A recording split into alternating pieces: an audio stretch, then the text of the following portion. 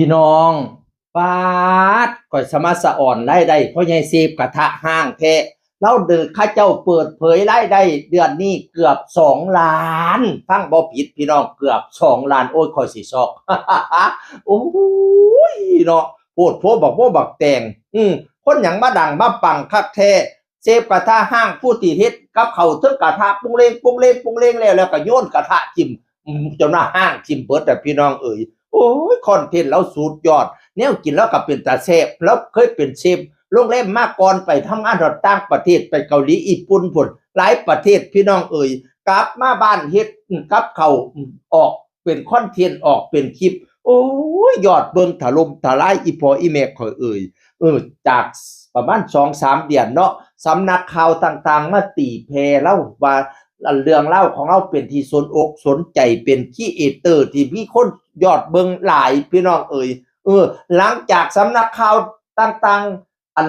รายงานข่าวเล่าบัดเนี่ยจากผู้ที่ตามตอนนั้นล้านนิดๆกลายเป็นล้าน1ล้าน2ล้าน3ล้าน4บางมื้อผู้ที่ตามขึ้นเป็นแสนพี่น้องเอ่ยล่าสุดคนติดตาม 2.2 ล้านคนป๊าดโพดโพบักโมบักแต้มบักบักตนรายได้ตอนนั้นที่เป็นข่าวดังๆนะเมื่อประมาณ3 เดือนที่แล้วรายได้ครึ่งล้าน600,000 กว่าบาทพี่น้องเอ้ยตุ๊ดโอ้ยจะค่อยสิห้องมาจังไดดีพี่น้องเอ้ยเดือนต่อมาจากครึ่งล้าน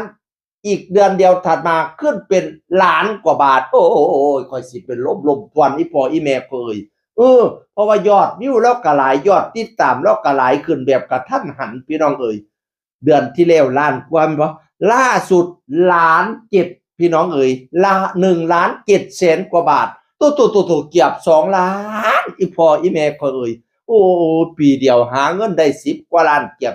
20 ล้านโพดโพบักโมบักแตงพี่น้องเอ๋ย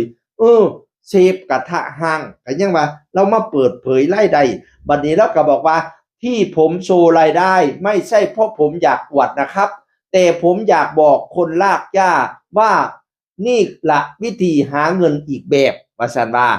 ให้ทุกคนสู้ๆนำกันครีเอเตอร์ทั้งหลายบัดนี้บรรดาครีเอเตอร์ดังๆทั้งหลายก็ไปถ่ายคลิปนำเล่าเนาะช่องดูฮี่โอ้ยนักร้องหลายผู้หลายคน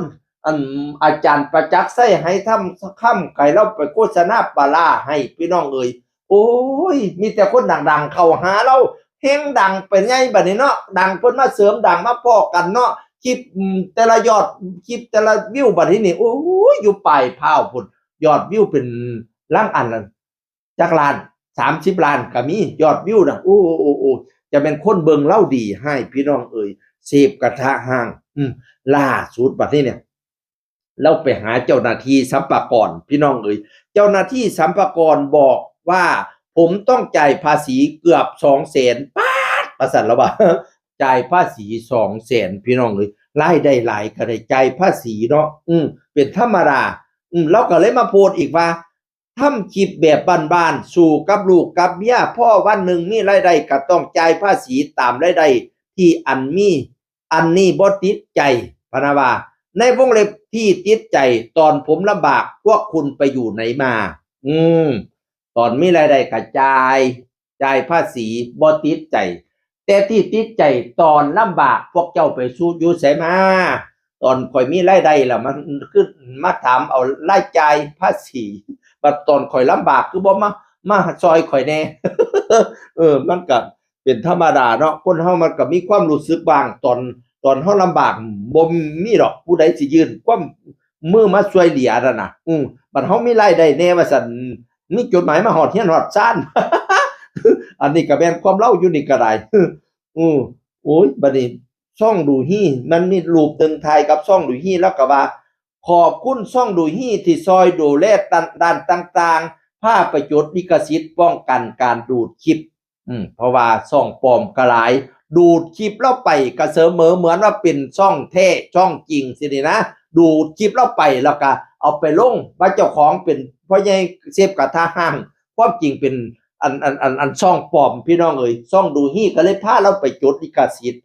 ช่องดูฮี่ก็ไปหาเราเห็นบ่ป๋าบุญในวงเล็บเซฟกระทะห้างใช้เวลา2 ปีกว่าจะสำเร็จสู่เงินล้านผ่านคำดูถูกเหยียดหยามตำหนิ แต่สู้จึงสำเร็จว่าซั่นซ่องดูฮี่เว้าถึงเล่าพี่น้องเอ่ยเราก็เว้าถึงซ่องดูฮี่เล่าว่าซ่องดูฮี่น่ะอดีตเป็นจังไดผมบ่ฮู้แต่